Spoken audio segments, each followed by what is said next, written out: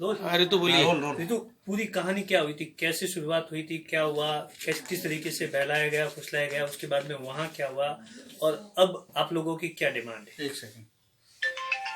आज से 1.5 साल पहले जब मैं कॉलेज आती स्पीक जाती लाउडली, है ना, यहाँ तक पहुँचे। आज से 1.5 साल पहले जब मैं कॉलेज आती जाती थी, तब गुलजार ने मेरे कुछ फ़ोटो लिए थे जिनको अश्लील तरीके से एडिट कर वो मुझे ब्लैकमेल करता था। जब मैं कैफ़े गई तो उसने मुझे फ़ोटो दिखाए और कहा कि अगर मैंने उससे बात नहीं की तो वो इन फ़ोटो को वायरल कर देगा। इस डर से मैंने उससे बातचीत शुरू की। कुछ टाइम बाद जब उसे पता चला कि मैं बड़ौदा के लिए घर से निकलने वाली हूँ तो उसने मेरी अहमदाबाद से फ़्लाइट की टिकट करवाई और मुझे अहमदाबाद उतरने के लिए कहा। तो मैं अहमदाबाद उन फ़ोटोओं के डर से अहमदाबाद उतरी और वहाँ से श्रीनगर चली गई। वहाँ उन्होंने मुझसे कुछ फर्जी दस्तावेज पे साइन करवाए थे जो इंग्लिश और उर्दू में थे, जो मैंने कभी पढ़े नहीं थे। और फिर जब वो मुझे वहाँ से 3 महीने तक कहीं पाकिस्तान बॉर्डर के पास कोई गाँव है वहाँ लेके गया था जो मुझे नहीं पता।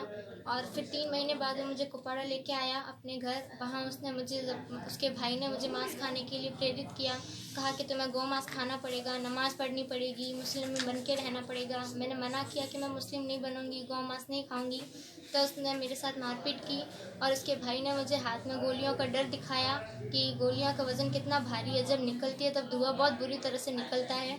और उसके भाई ने मुझसे एक वीडियो दिलवाया था जो उसके घर में 20 बार रीटेक लिया था उस वीडियो का और मुझे कहा कि मैं उसके पक्ष में बोलूं, नहीं बोलूँगी तो मेरे घर वालों की जान को खतरा होगा। बंदूक के डर से उसने मुझसे वो वीडियो दिलवाया था जो मैंने दिया था। तू कैसे आना हुआ वहाँ से वापस निकला?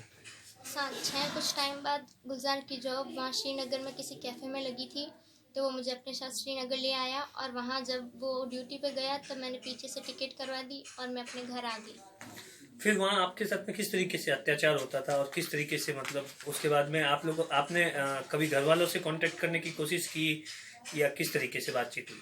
मेरा घर वालों से कोई कांटेक्ट नहीं था और वहाँ वो मुझे गौ मांस खिलाने के लिए ज़बरदस्ती करते थे, नमाज़ पढ़ने के लिए कहते थे, मुस्लिम धर्म अपनाने के लिए कहते थे। दिन रात वो मुझे बहुत तंग करते थे, इसी चीज़ को लेकर वो मुझे टॉर्चर करते थे और उसकी भाई की नज़र भी मुझ पे